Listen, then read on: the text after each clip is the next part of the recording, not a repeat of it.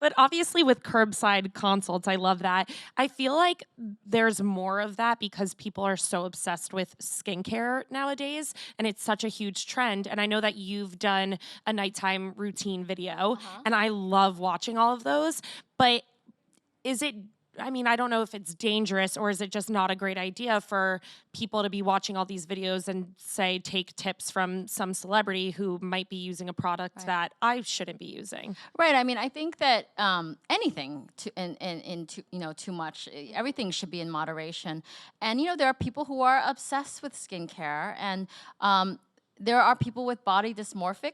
We definitely see that in body dysmorphia. We see that as dermatologists a lot, and you just have to take things realistically. And I think a key for people to know is that the regimen that your best friend swears by is not necessarily your regimen. That's one thing that is, because we all have different skin types. And the other thing is that you do not need to spend a lot of money on skincare. And part of it is I started a skincare line, SLMD Skincare, because of the fact that I found people were asking me a lot of questions about things. And I know that people need a dermatologist, and many people, probably the vast majority of people in the world, can't see a dermatologist, whether money, insurance, distance. And so they're looking to me to help them. And so that's why I started this skincare line. It's not like a anti-aging foofy, where there's berries that you pick from some remote mountain, in the Andes or something. These are real things that we as dermatologists know of and we recommend. And so that's what I really wanted to do, is sort of bridge that gap. Because you walk down the aisle in the pharmacy or the drugstore, and you're like, what the heck do I pick? There's like millions of things lined up, and I feel like what happens is that by educating people, like we trick people in a way. We trick people on my videos to like understand why things work, or really understand. And when they do, you are more willing to actually try something because you understand how it works. And then you actually feel proud yourself because you were part of figuring it out. You really feel like there's some ownership of it, that your acne got better or your eczema got better because you knew what to use, because you learned yourself, not just somebody telling you. Yeah. So that's all part of it. It's part of giving people back power and ownership and control. I love that. I mean, I'm the same way, like love skincare, and it's a give and take of like trying different things, realizing it doesn't work.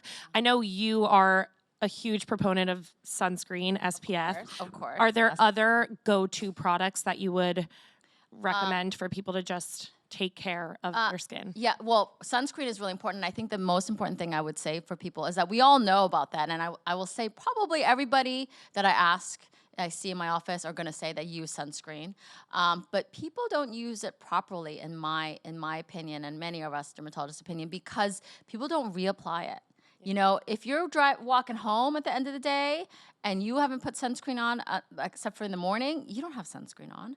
So I think sunscreen powders are really a great additive because, a lot of us with makeup on, we don't want to put sunscreen on over our makeup. It messes things up. Guys don't like that tacky feeling a lot, that kind of thing. A powder is really nice because you just put on, you don't have to look on, you don't have to look in the mirror. So that's really great. But also retinol is a great product. You've heard this. Dermatologists have said this.